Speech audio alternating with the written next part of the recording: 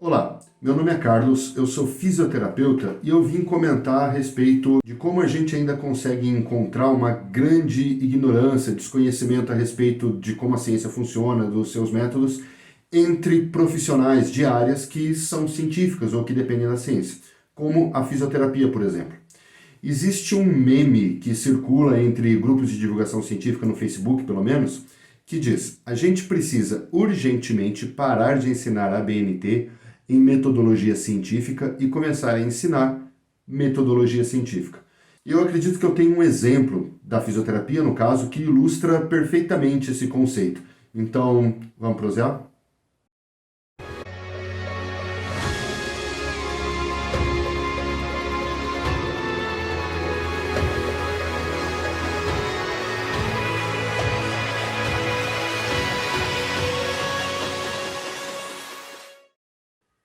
Existe uma técnica bastante difundida hoje em dia, particularmente na fisioterapia, chamada kinesiotaping. Ela usa umas fitas coloridas, adesivas, que são colocadas na pele para tratar lesões musculoesqueléticas, eventualmente aumentar a performance em alguma atividade esportiva, prevenir lesões, etc. Bom, já existem muitos estudos e testes sobre essa técnica, mas olha, o meu objetivo não é discutir se ela funciona ou não. Meu objetivo é discutir a qualidade de muitos argumentos que foram utilizados por adeptos, pessoas profissionais que aplicam essa técnica, para tentar refutar de alguma forma uma revisão sistemática que foi publicada em 2014 por um grupo de pesquisadores brasileiros sobre essa técnica e que concluiu que ela não funciona. Mas aí para esse vídeo vem uma coisa fundamental aqui para a gente entender do que se trata esse assunto. O que é uma revisão sistemática? Olha, em ciência, um estudo só não faz verão. Por exemplo, há vários anos atrás eu fiz uma pesquisa sobre o potencial terapêutico do Tai Chi Chuan, aquela técnica chinesa de movimentos lentos, suaves, coordenados, etc. Eu fiz uma revisão de literatura, eu queria saber o que a ciência já tinha a dizer sobre isso. Aí, em relação ao sistema cardiocirculatório especificamente, eu achei um estudo que encontrou benefícios para o coração com essa prática. Isso significa que uma pessoa que acha esse estudo pode concluir que a ciência diz que o Tai Chi faz bem para o coração? Não. Na verdade não, porque curiosamente eu também achei um outro artigo que encontrou piora da função cardíaca com a prática do Tai Chi. Eu estou dando esse exemplo especificamente, porque curiosamente, mais curiosamente ainda, eu encontrei um outro estudo que foi inconclusivo. Ou seja, ele não achou nem benefício nem prejuízo. Então, nesse ponto, a ciência não pode afirmar nada ainda. Os dados que ela tem são inconclusivos. Só que na prática, o que a gente vê são pessoas pegando um estudo, geralmente que confirme alguma crença ou opinião que ela já tenha, e apresentando como se fosse a voz da ciência, sem ter a menor ideia se existem muitos outros estudos ou não que refutam o que ele está querendo mostrar. Então a única forma da gente saber o que a ciência diz a respeito de uma coisa é vendo toda a literatura científica sobre aquele tema. Além disso, é preciso pegar o estudo, avaliar a metodologia que foi utilizada nele, é preciso saber avaliar essa metodologia para ver o nível de qualidade dele. É isso o que uma revisão sistemática faz. Ela utiliza métodos, primeiro, para encontrar todos os estudos que foram feitos sobre alguma coisa, sobre um determinado tema, toda a literatura científica que foi publicada sobre aquilo. Aí ela utiliza critérios para selecionar dentro dessa coleção de estudos quais que vão ser analisados, são critérios de inclusão, critérios de exclusão, para saber quais deles podem realmente responder ao objetivo dessa revisão. Por exemplo, no caso de decidir sobre a eficácia de uma medida terapêutica, os melhores estudos são aqueles conhecidos ou chamados como ensaios controlados randomizados. Então, por meio dessa técnica é possível escolher só esse tipo de estudo, porque esses são os melhores. Depois disso, ainda existem métodos, existem ferramentas que são utilizadas para medir a qualidade de cada um desses estudos em relação aos outros. Por aí a gente pode atribuir um peso para cada um deles na conclusão.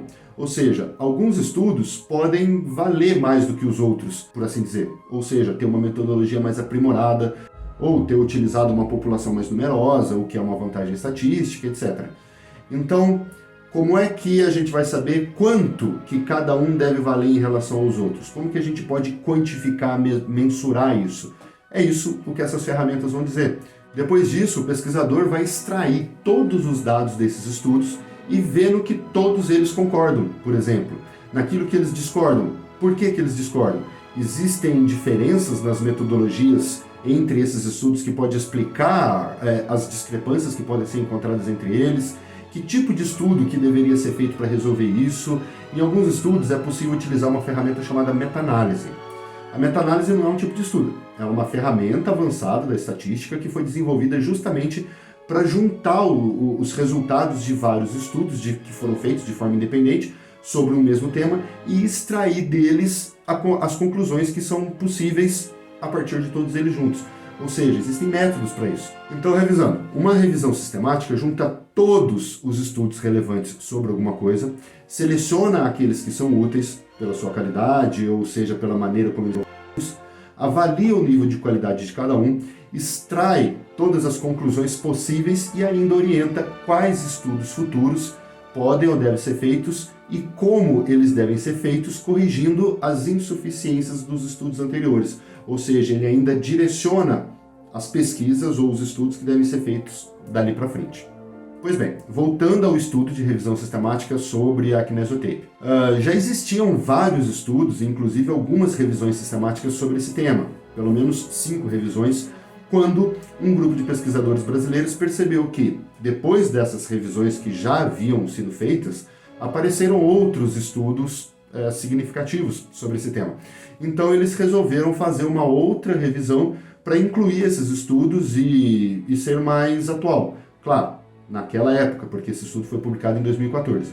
E foi publicado numa das publicações mais importantes do mundo sobre esse tipo de assunto. Como eu disse, ela concluiu que a Kinesiotape não funciona, assim como as outras revisões anteriores também já tinham concluído isso. Eu não sei se saiu mais alguma coisa sobre isso depois de 2014.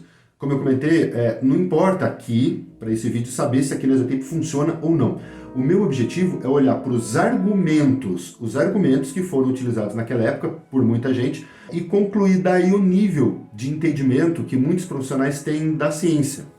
Tá? Eu separei particularmente aqui uma postagem de um fisioterapeuta que diz trabalhar com isso há muitos anos, foi fisioterapeuta da seleção de vôlei de praia por 12 anos, etc. Essa resposta parece que resume a maioria dos argumentos que eu quero mostrar aqui. Então, vamos lá. Bom, essa revisão sistemática ela foi feita a partir de 12 ensaios clínicos que preencheram os critérios para a escolha dos estudos, os critérios de qualidade. E a população envolvida em todos esses estudos são aí quase 500 pessoas, dá 495, se não me engano. Bom, então esse comentário começa assim. Ele é um comentário sobre uma matéria na mídia que cobriu esse estudo. Aí ele diz, esta matéria é de extrema irresponsabilidade, pois existem vários estudos e esse é apenas mais um. Não, é uma revisão sistemática, é uma revisão de toda a literatura, de todos os outros estudos que já existiam naquela época com aquele nível de qualidade mínimo. Então, não é simplesmente mais um, tá? Básico. Bom, aí ele traz um argumento aqui que muitas pessoas não aplicam a técnica de maneira correta, então não vai dar o mesmo resultado, etc. Bom, então ele está supondo que pelo menos uma das causas desse tratamento não ter funcionado foi que ele deve ter sido aplicado errado. Então, todos os técnicos, todos os terapeutas que aplicaram em todos esses 500 pacientes, em todos os estudos, pelo visto, estavam aplicando errado, então. É muito fácil dizer que um estudo, então, concluiu que a sua técnica não funciona, então ela foi aplicada errada.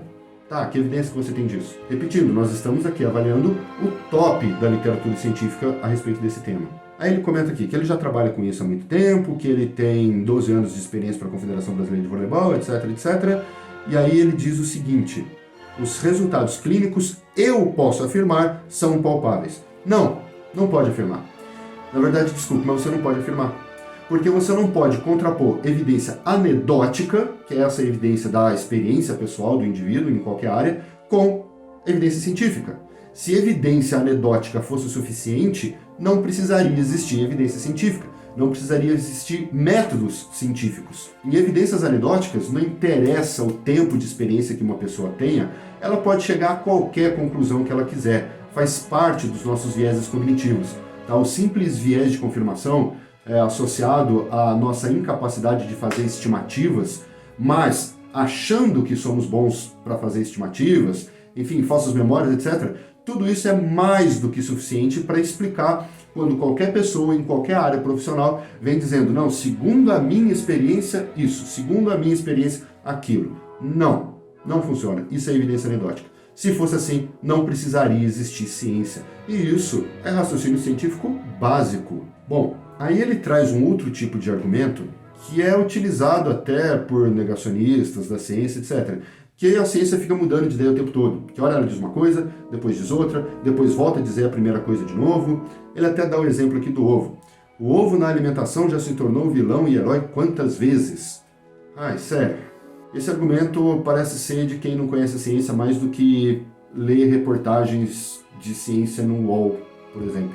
A ciência faz estudos e mostra, por exemplo, sei lá, um grupo de pessoas se alimentou de tantos ovos por dia e o seu nível de LDL subiu tanto, por exemplo. A gente sabe que a princípio isso não é legal. Aí sai uma reportagem, por exemplo, cobrindo esse estudo e faz um título lá, a ciência demonstra que o ovo é um vilão, sei lá. Aí um tempo depois vem um outro estudo que demonstra que, sei lá, o ovo tem outras substâncias que podem fazer bem ou que beneficiaram a população de tal jeito. Isso significa que a ciência mudou de ideia? Esse segundo estudo sobre essa outra substância não invalida o primeiro, que foi feito sobre aquelas primeiras, sobre o colesterol, por exemplo. Uma coisa não invalida a outra, ou seja, a ciência não mudou de ideia. Aí cabe da interpretação de cada médico, nutricionista, nutrólogo ou o que seja, avaliar se aquilo é interessante para os seus pacientes ou recomendável para a população em geral ou o que seja. E aí vamos supor que depois, sobre esse segundo estudo que avaliou que o ovo tem uma certa substância que faz bem para sei lá o quê.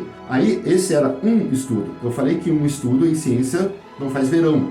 Aí vem uma revisão sistemática, vamos supor, sobre esse mesmo tema e conclui o contrário. Aí sim você tem uma revisão sistemática dizendo o que a ciência está dizendo naquele momento. Só que aí aparece na reportagem que a ciência agora está dizendo o contrário. Não, a ciência não estava dizendo o contrário. A reportagem cobriu um estudo e colocou lá como se a ciência estivesse dizendo aquilo. Depois veio uma revisão sistemática, aí sim a gente pode dizer que a ciência está dizendo isso ou aquilo.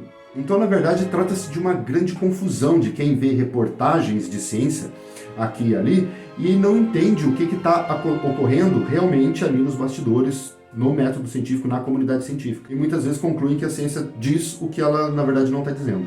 Ele, inclusive, coloca, e fica um alerta para quem escreveu esse artigo. Olha, está fazendo um alerta para os cientistas. Amanhã ou depois aparecerá outros estudos mostrando que o oposto e depois outro dizendo que não tem resultado. Na verdade, essa já foi a 6ª revisão sistemática. Ele podia ter dito isso quando saiu a primeira, que mostrou que o Kinesiotape não funciona, pelo menos a conclusão desse estudo. Ele poderia dizer a mesma coisa, fique um alerta, vai aparecer outro. Tá, apareceu um segundo, já, também mostrou a mesma coisa. Ele podia repetir, não, mas uma hora vai aparecer um. Beleza, apareceu o terceiro, disse a mesma coisa. Apareceu um quarto, disse a mesma coisa. Apareceu um quinto, disse a mesma coisa. Apareceu um sexto, disse a mesma coisa. Vai ficar com essa conversa até quando? Mas aí vem a cereja no bolo nesse sentido de tentar contrapor a evidência anedótica dele com as evidências científicas. Ele diz o seguinte, desafio quem escreveu, o artigo no caso, a passar um dia no meu consultório para verificar de perto o resultado. Meu Deus, isso é tão sem noção em tantos sentidos diferentes que eu mal sei por onde começar. Então tá, desafio. Quer dizer, mais uma vez esse negócio do Kinesiotape está me parecendo uma seita. Como assim desafio? Isso é uma competição, por acaso? Lembrando, o que o estudo fez? Usou toda uma sistematização para extrair dali os dados e mostrar, a literatura científica está dizendo isso. Que diferença vai fazer uma pessoa, o pesquisador, ir lá no consultório do camarada e ver que diferença que vai fazer no estudo. Tipo, o que tem a ver uma coisa com a outra? E o interessante, ele fala passar um dia no meu consultório. Eu fico pensando o que ele acha que vai mostrar em um dia. Para você contrapor evidências científicas, você precisa de evidências científicas melhores. Como eu comentei, esse estudo englobou quase 500 pacientes em diversos tipos de situações, em grupos randomizados, com diagnósticos definidos, com avaliações técnicas, exames que foram feitos, etc. Houve um tratamento estatístico dos dados, houve toda uma análise para ser feita, e o que ele vai mostrar de muito maior que isso em um dia. Sei lá, ele acha que em um dia ele vai mostrar mais do que 500 pacientes, 600, 700, para poder ter uma relevância? Pacientes, vai conseguir aleatorizar todos esses grupos, testar eles em todas as circunstâncias que foram cobertas dentro dos estudos dessa revisão sistemática, vai fazer exames avaliativos neles, diagnósticos, antes e depois da aplicação da técnica, para sistematizar todo o resultado depois e apresentar um dado diferente em um dia. Sério, o que ele está querendo mostrar em um dia? Tá? E mesmo que ele não tivesse falado de um dia, se ele tivesse meses aí para frente para contrapor esse estudo, então se ele tivesse toda essa metodologia, muito menos ele ia precisar desafiar alguém no consultório dele. Ele tinha que fazer o estudo e publicar, simplesmente isso. O que ele parece, na verdade, é estar querendo converter uma pessoa para a seita dele. E mesmo que esse pesquisador se convertesse, que diferença que ia fazer no estudo? Visitas em consultórios com conversões não são fontes de literatura científica para você concluir qualquer coisa. Então, não tem nada a ver. E é isso o que me desanima e me preocupa um pouco, porque são profissionais. E é esse o nível de mentalidade, de entendimento que eles têm a respeito da produção de conhecimento científico, a produção de conhecimento que vai ser utilizado dentro das suas profissões. E as pessoas, os alunos, reclamam de estudar metodologia científica na faculdade. Mas eu concluo daí que sim, talvez esteja faltando na nossa formação um estudo mais adequado a respeito de como se produz conhecimento. Bom, a ideia é essa, links e referências aqui na descrição e obrigado.